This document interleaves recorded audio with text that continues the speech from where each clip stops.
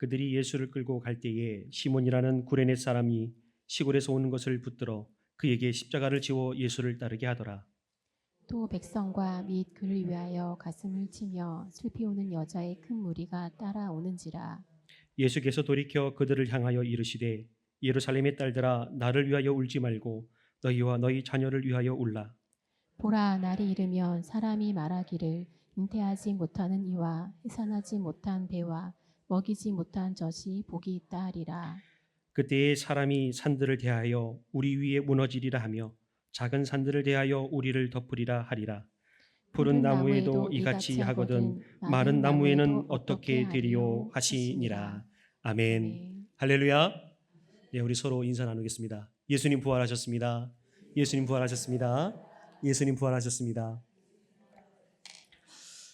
여러분들 사순절 잘 보내셨습니까? 예. 어떤 분은 금식하면서 사순절을 보내시기도 했고요. 또 어떤 분은 작정 기도도 하시고 또 어떤 분들은 새벽 기도 하시면서 그렇게 각자의 방법과 방식대로 사순절을 보내신 줄 알고 있습니다. 저도 제 신앙과 믿음에 따라서 사순절 기간을 보냈습니다. 말씀을 묵상하고 또 성지순례 갔던 사진과 영상들을 보면서 예수님의 발자취를 뒤따라 갔습니다. 매해 돌아오는 사순절이었지만 이번에는 특별히 더 십자가에 집중하려고 했고 또 우리 청소년부 사순절 프로젝트 예배를 기획하고 준비하면서 나름대로 매 주마다 그 말씀을 묵상하고 또 묵상하고 기도하는 시간을 가졌습니다. 사순절을 보내면서 문득 제 안에 이런 퀘스천 질문이 떠올랐어요. 사순절을 과연 어떻게 보내야 십자가를 더 깊이 묵상할 수 있을까? 몇 날을 고민하고 또 고민하다가 이제 저희 프로젝트 예배를 준비하기 위해서 말씀을 보다가 오늘 본문 말씀이 눈에 확 들어왔어요. 그리고 문득 교육 전도사 시절에 우리 성도님들과 함께 봤던 영화가 떠올랐습니다. 잘 알고 계시는 패션 오브 크라이스트라는 영화입니다. 아마 이 자리에 계신 우리 성도님들 다 보셨을 거라고 생각이 됩니다. 최근에 또 개봉을 했죠. 아직도 기억나는 것은요, 영화의 한 장면이 아니었어요. 어떤 장면이었냐면 영화 엔딩 크레딧이 이미 올라갔는데 많은 분들이 나가시지 못하고 그 자리에 주저앉아서 통곡하고 계셨어요. 막 예수님의 이름을 부르면서 통곡하시는 모습이 영화의 다른 장면들은 기억이 안 나는데 지금도 생생하게 기억이 납니다. 그런 분들이 한두 명이 아니었지요. 당시 제 성격을 굳이 표현하자면 MBTI T였는데요. 그때는 극 T였어요. 도저히 이해가 안 되는 거예요. 영화 봤으면 된 거지. 왜 저렇게 울지? 물론 저도 슬프고 마음 아팠죠. 앉아서 보면서 저도 울었죠. 그런데 저렇게 무릎 꿇고 통곡할 만큼 그게 울 일인가? 라고 생각을 했어요. 영화관 바닥에 주저앉아서 울고 계시는 그 성도님들의 모습을 이해할 수 없었습니다. 그런데 21년 만인 2025년도 이번 사순절을 보내면서 드디어 그 눈물의 방향이 이해되기 시작했어요. 오늘 우리가 함께 교독한 말씀은요, 예수님께서 이제 십자가를 지시고 골고다 언덕으로 올라가시던 그 길 가운데 있었던 내용을 담고 있습니다. 예수님께서 십자가를 지시고 이제 골고다 언덕을 올라가고 계실 때에 많은 군중들이 예수님을 뒤따랐습니다. 그 중에 성경을 보면 특별하게 여인의 무리들이 예수님의 뒤를 따랐습니다. 그리고 채찍에 맞아 상처나시고 또 무거운 십자가를 지고 골고다 언덕으로 올라가시는 예수님의 모습을 보면서 많은 눈물을 흘렸죠.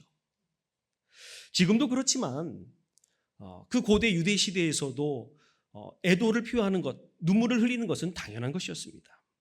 다시 말하면 전혀 어색하지 않은 일상적인 것들이었지요. 그런데 예수님은 이들에게 전혀 예상하지 못한 말씀을 하셨습니다. 오늘 본문 말씀 28절을 보니까 이렇게 말씀하고 있어요. 예루살렘의 딸들아 나를 위하여 울지 말고 너희 자신과 너희 자녀를 위하여 울라.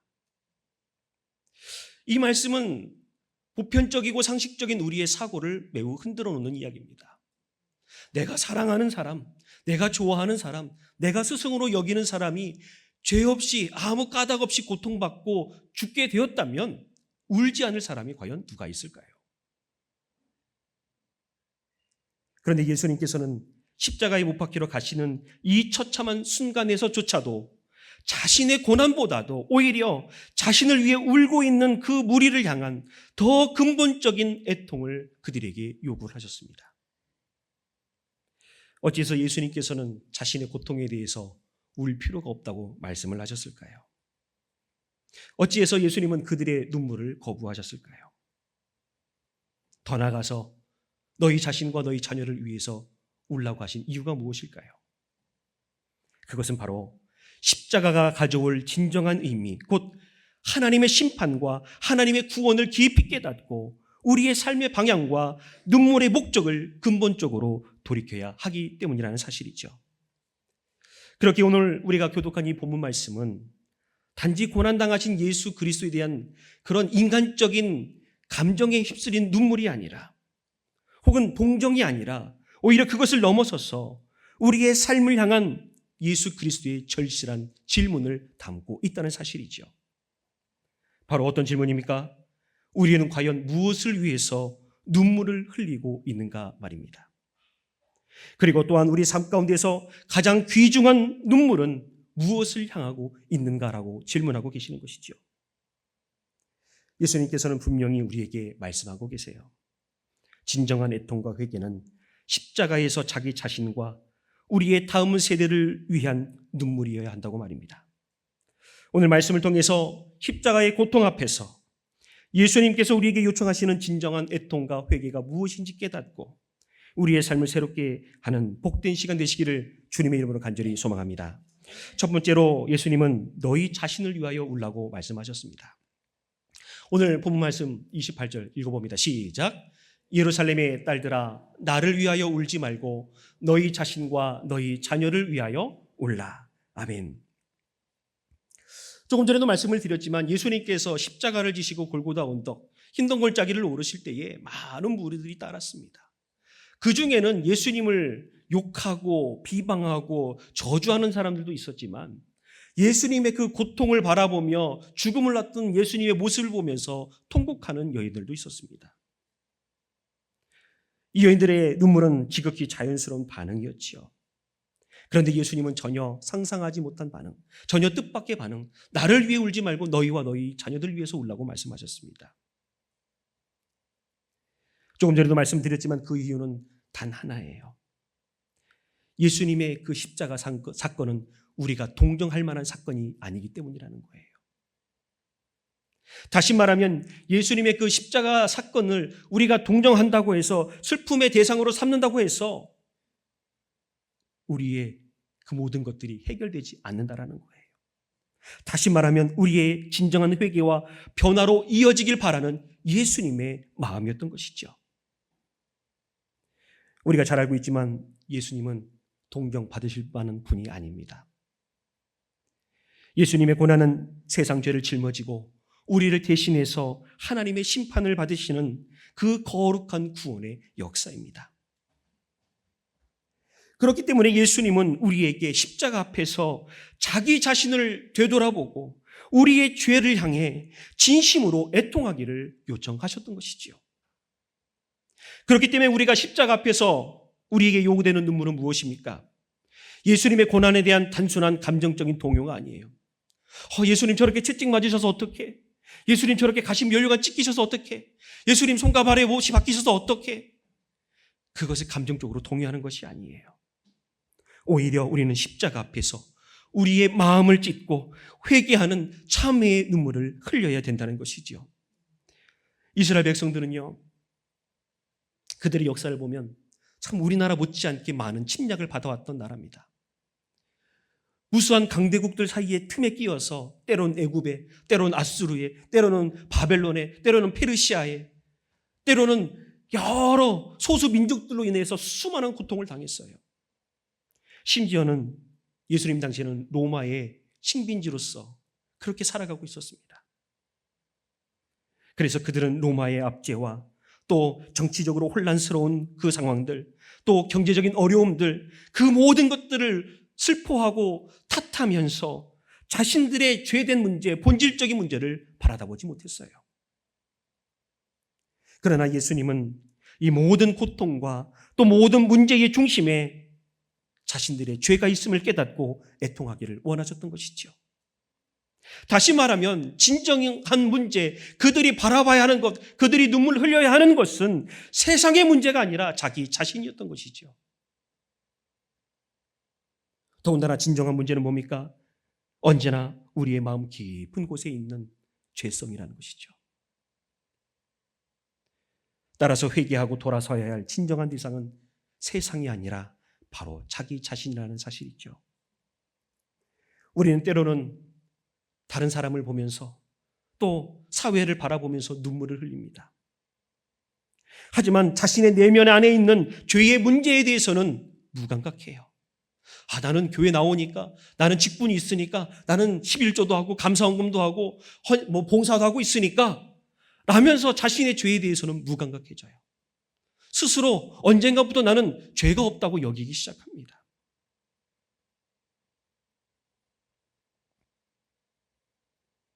그렇다면 저와 여러분들은 어떻습니까? 저와 여러분들은 자기 자신에 대한 진정한 애통을 경험하고 계십니까? 사순절 기간을 보내면서 또 부활하신 예수님의 기쁨을 나누면서 정말 그 진정으로 내 죄가 죄사함 받았다는 사실을 날마다 경험하고 계십니까? 우리는 예수님의 십자가 앞에 설 때에 그 빛 가운데에 저와 여러분들의 내면이 온전히 드러나야 될 줄 믿습니다. 그래서 십자가의 고난을 묵상할 때마다 우리의 죄됨이 날마다 극명하게 보이고 그 앞에서 눈물 흘림으로 하나님의 은혜를 고백하며 송축해야 될 줄 믿습니다. 예수님께서 십자가를 지시고 가시는 길에서 우리를 향해 말씀하셨던 것, 나를 위하여 울지 말고 너희와 너희 자녀를 위하여 울라라는 이 말씀은 곧 이제는 우리의 눈물의 방향을 바꿔야 한다는 말씀인 줄 믿습니다. 왜냐하면요, 십자가는 우리의 진정한 영적 상태를 적나라하게 바라보고 드러나게 하는 거울이기 때문이죠. 그래서 십자가는 우리가 바라다 볼 때에 바라보는 내가 얼마나 악한 존재인지, 그리고 우리가 얼마나 하나님의 그 은혜가 필요한지 나의 연약함을 깨닫게 한다는 것이죠. 그러므로 저와 여러분들은 십자가 앞에서 다른 누구도 아닌 바로 자기 자신을 바라볼 수 있기를 주님의 이름으로 간절히 소망합니다. 그리고 우리 영혼 깊은 곳에서 솟아오르는 회개의 눈물을 흘려야 될 줄 믿습니다. 사랑하는 여러분, 회개하지 않는 눈물은 그저 감정적인 눈물일 뿐이에요. 마치 우리가 찬양할 때 어떤 멜로디에 취해서, 어떤 분위기에 취해서 그런 것이 회개의 눈물이라고 착각하면 안 돼요. 하지만 회개는 어떻습니까? 회개의 눈물은 우리의 삶을 변화시킵니다. 우리의 죄성을 바라보게 하고 모든 것이 하나님께로부터 왔고 모든 것이 하나님께 속해 있음을 고백하게 한 줄 믿습니다. 그렇기 때문에 우리는 예수 그리스도의 그 십자가의 고난을 바라다 볼 때에, 또한 우리가 십자가를 날마다 바라다 볼 때에 우리의 흘리는 눈물은 우리의 감정적인 그 호소의 눈물, 나를 위해서 슬퍼하는 눈물이 아니라 내 죄성을 고백하고 우리의 영혼을 소생시키는 하나님의 그 능력이라는 사실을 고백하는 그런 눈물이라는 사실이죠. 결국 이 눈물이야말로 십자가의 참된 의미를 깨닫게 하는 참 성도가 흘리는 눈물이라는 것이죠. 이제 저와 여러분은 더 이상 십자가의 고난을 동정하는 자리에 서서는 안 됩니다. 이제 어떻게 됩니까? 이제 우리는 날마다 어디에 있든지 무엇을 하든지 우리 자신을 되돌아보고 저와 여러분들의 마음 속에 있는 죄와 불순종과 교만을 바라봐야 될 줄 믿습니다.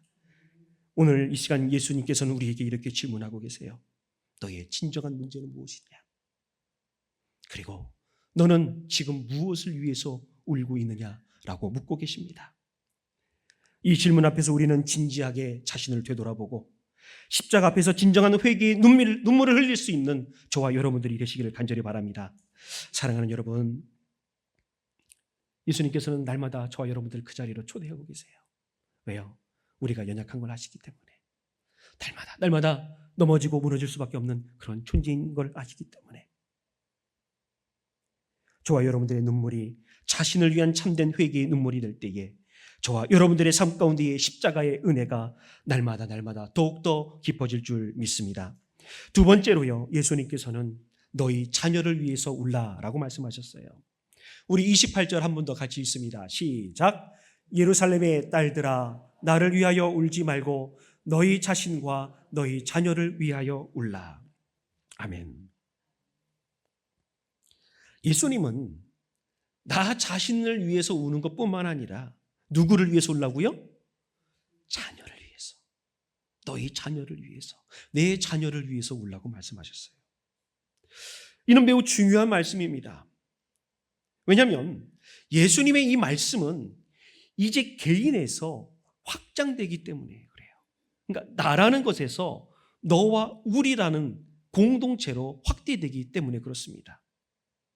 다시 말하면 예수님의 이 말씀은 우리의 애통과 우리의 회개와 우리의 눈물이 개인적인 차원에 머물러 있지 않고 다음 세대를 향한 책임으로 확장되어져야 된다는 것이죠.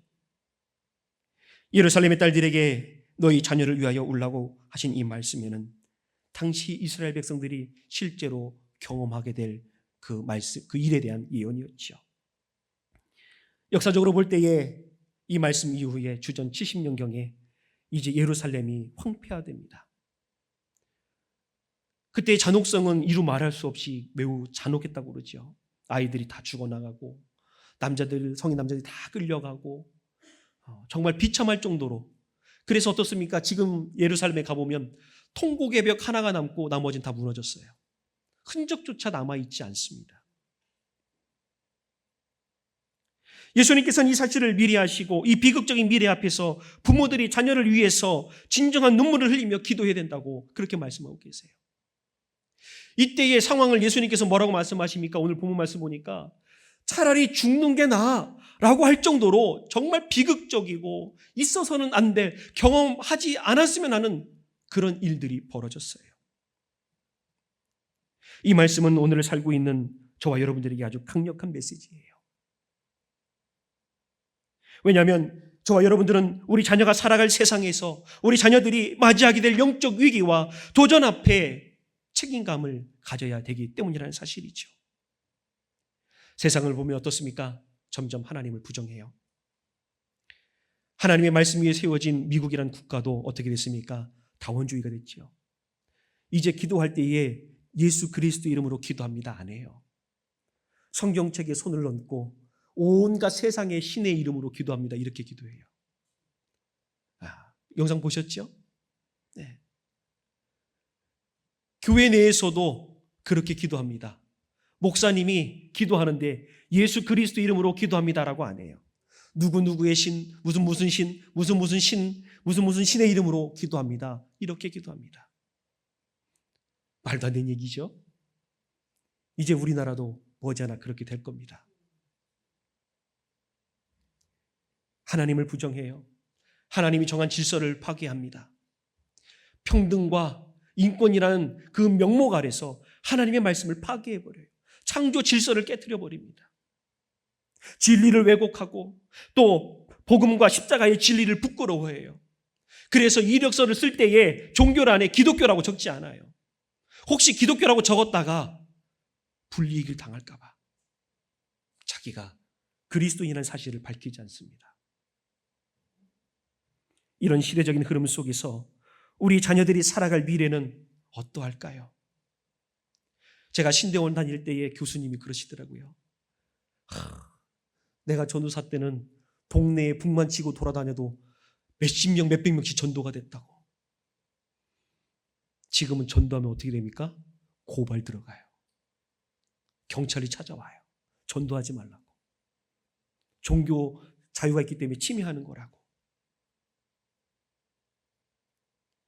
도덕적 혼란뿐만 아니라 신앙의 위기 속에서 우리 자녀들은 분명히 거센 도전을 맞이할 겁니다. 지금도 맞이하고 있지만 앞으로 더 할 겁니다. 그렇다면 우리는 지금 이 순간 우리의 자녀들이 영적으로 바르게 서도록 간절히 기도하고 예수님의 십자가 앞에서 그들을 위한 애통의 눈물을 흘려야 되지 않겠습니까? 사랑하는 여러분, 우리의 자녀들이 단순히 좋은 환경에 자라고 좋은 옷을 입고 좋은 음식을 먹고 좋은 양질의 교육을 받는 것 물론 중요하지만 또 성공적인 미래를 가지는 것보다 더 중요한 것은 무엇입니까? 그것은 바로 그들이 하나님이 누구신지 바로 알고 예수 그리스도를 바로 알고 십자가의 그 복음을 굳건히 믿어서 그 믿음의 반석 위에 굳건히 서는 것인 줄 믿습니다. 그런데 오늘 우리들의 현실은 솔직히 어떻습니까? 교회에서도 복음을 가르치지 않아요. 죄가 무엇인지, 구원이 무엇인지, 회개가 무엇인지, 왜 헌금을 해야 되는지, 왜 예배에 참석해야 되는지 가르치지 않아요. 그저 합리성에 맞춰서, 현실에 맞춰서 너 그렇게 하니까 그렇게 해야지. 네가 원하면 그렇게 해. 세상에서 있는 왕따의 문화가 우리 교회 안에 없을까요? 똑같이 있어요. 음란의 문제가 교회 안에 없을까요? 똑같이 있어요. 그런데 교회는 더 이상 그걸 가르치지 않아요.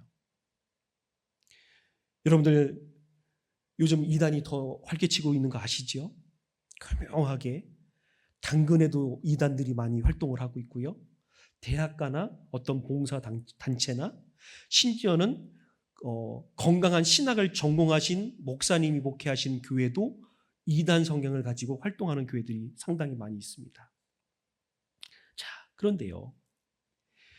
이단에 빠진 사람의 이야기를 공통적으로 들어보면 왜 이단에 빠지냐면 교회에서는 그 이단에서처럼 하나님의 말씀을 가르치지 않는다는 거예요. 다시 말하면 좀 전에 말씀드렸듯이 구원이 무엇인지, 어떻게 해야 구원을 받는지, 예수님은 누구신지 이런 것들에 대해서 가르치지 않는다는 거예요. 죄에 대해서 말하지 않는다는 거예요. 메시아에 대해서 말하지 않는다는 거예요. 그런데 거기 가면 창세기부터 요한계시록까지 줄줄줄줄 꿰서 메시아는 이런 사람이고 구원은 이런 것이고 이런 것이고 이런 것이고 구체적으로 말씀을 들이밀면서 제시하더라는 거예요. 이게 무슨 말입니까? 합리적으로 이성적으로 내가 이해되어야만 하나님의 말씀인 거예요. 심지어는 신대원에서도 그렇게 가르쳐요. 너가 이해되는 말씀만 하나님의 말씀이야. 너가 이해되지 않고 감동되지 않으면 그건 하나님의 말씀이 아니야. 이렇게 목회자들에게 가르쳐요.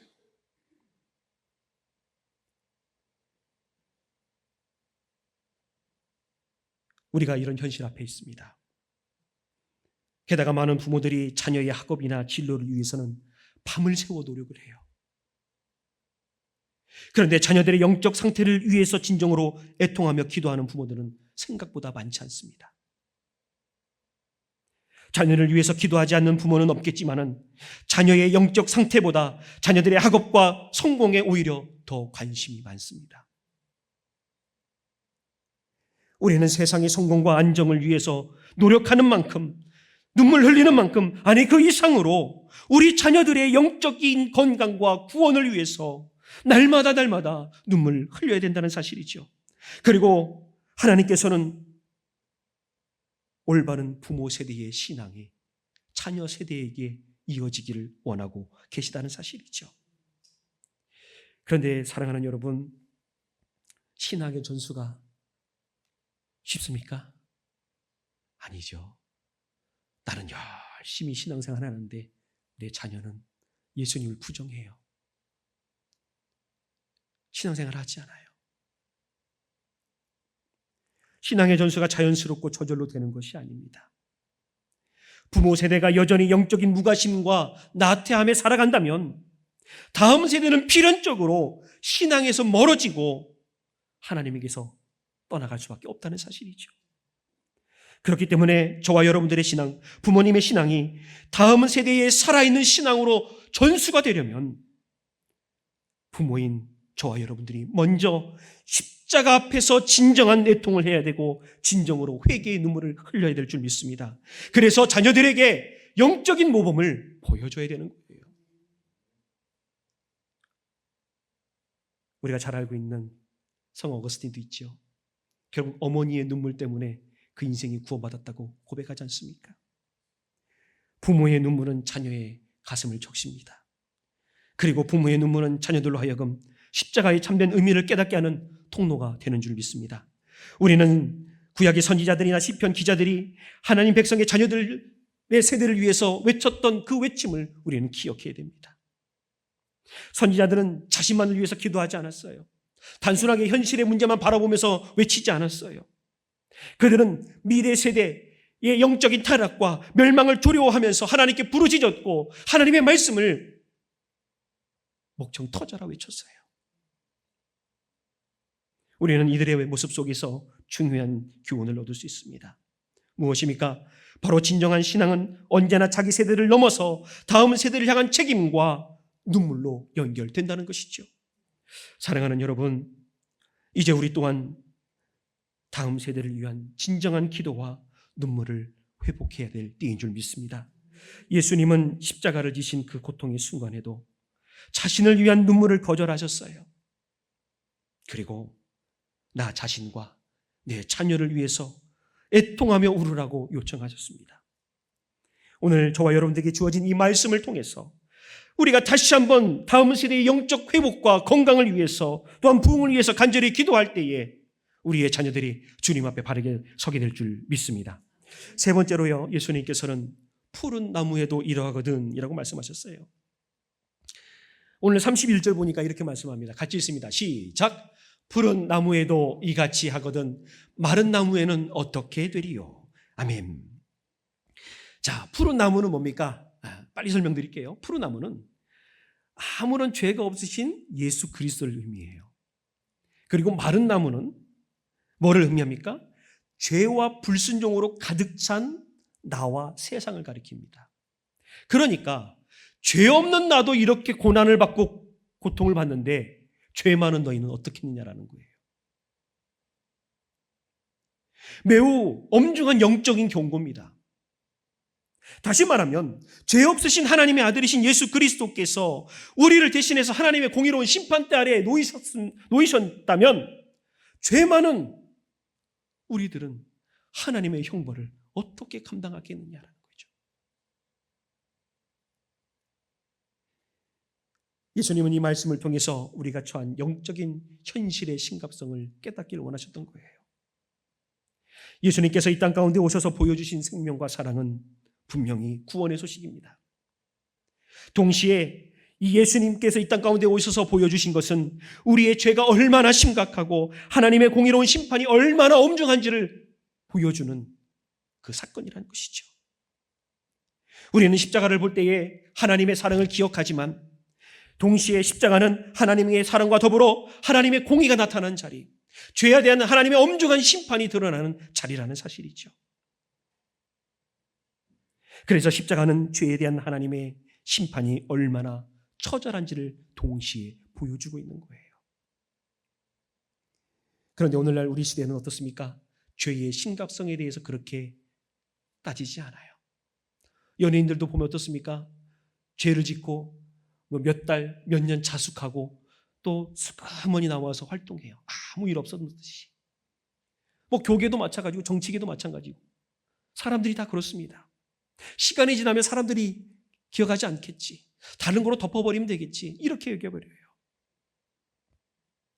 그래서 사람들은 죄를 단순한 어떤 도덕적 실수나 잘못으로 치부해버립니다. 그래서 결국 우리가 그리스도인이라고 말하지만 하나님의 공의로운 심판에 대해서는 더 이상 생각하지 않아요. 그런데 죄가 없는 예수님께서도 우리 때문에 하나님의 심판을 받으셔야 했다면 죄 가운데 살아가는 저와 여러분들은 어떤 심판 앞에 서게 될까요? 이것이 바로 예수님이 저와 여러분들에게 던지시는 엄중한 경고입니다. 그러나 사랑하는 여러분, 우리는 예수님의 이 엄중한 경고 속에서도 놀라운 복음의 은혜를 발견할 수가 있습니다. 왜 그렇습니까? 푸른 나무로서 심판받으신 예수 그리스도께서 마른 나무인 저와 여러분들을 구원해 주셨기 때문인 줄 믿습니다. 그래서 예수님께서는 우리의 죄를 대신 지시고 심판받으셨다는 사실이죠. 따라서 예수님의 십자가 없이는 우리는 심판과 멸망을 피할 길이 없습니다. 사랑하는 여러분, 예수님은 오늘도 십자가의 말씀을 통해서 저와 여러분들을 애통의 자리, 회개의 자리로 부르고 계신 줄 믿습니다. 예수님이 받으신 그 심판을 통해 우리가 얼마나 큰 은혜를 입었는지 깊이 묵상해야 됩니다. 십자가 앞에서 우리의 삶이 새롭게 변화되고 이제 우리의 눈물의 방향을 바꾸어서 진정한 회개와 은혜 안에 살아가는 저와 여러분들 되시기를 주님의 이름으로 간절히 소망합니다. 그렇기 때문에 이제 어떻게 됩니까? 우리의 눈물의 방향을 바꿔야 될 줄 믿습니다. 예수님께서는 이렇게 말씀하셨어요. 나를 위하여 울지 말고 너희와 너희 자녀를 위하여 울라. 아까도 말씀드렸지만 예수님께서 요청하신 눈물은 어떤 감정적인 동요의 눈물이 아닙니다. 우리의 자신의 영적 상태를 철저히 되돌아보고 죄 앞에서 흘리는 참회의 눈물이라는 것이죠. 심지어 십자가 앞에서 우리의 죄가 얼마나 큰지, 얼마나 심각한지 진지하게 되돌아보고 우리의 삶 가운데 있는 모든 교만과 무감각과 죄악을 떨쳐버려야 될 줄 믿습니다. 그래서 참된 회개의 눈물은 우리의 영혼의 깊은 곳에서 나와서 우리의 삶을 변화시키는 거예요. 그런데 교회에 와서 울 때, 기도할 때는 울지만 교회 문 밖을 나가는 순간 이전의 삶과 똑같다면 그 눈물을 진정한 회개의 눈물이라고 볼 수가 있겠습니까? 사랑하는 여러분, 이제 저와 여러분들의 눈물의 방향을 바꿔야 합니다. 예수님께서 피와 돌로로사에서 보여주신 이 메시지는 우리의 삶을 변화시키는 강력한 메시지입니다. 십자가 앞에서 자기 자신을 깊이 되돌아보고 우리의 죄를 애통하며 회개해야 됩니다. 그리고 다음 세대를 위해서 기도하고 눈물 흘려야 됩니다. 그리고 이 십자가의 은혜와 진리를 세상에 담대히 전해야 합니다. 예수님께서 저와 여러분들과 함께 하시고 또 저와 여러분들의 눈물과 기도를 기쁘게 받으시고 응답하실 줄 믿습니다. 자기 자신과 다음 세대를 위한 참된 눈물을 십자가 앞에서 흘리면서 예수님의 놀라운 은혜를 경험하고 살아갈 수 있는 저와 여러분들 되시기를 주님의 이름으로 간절히 소망합니다.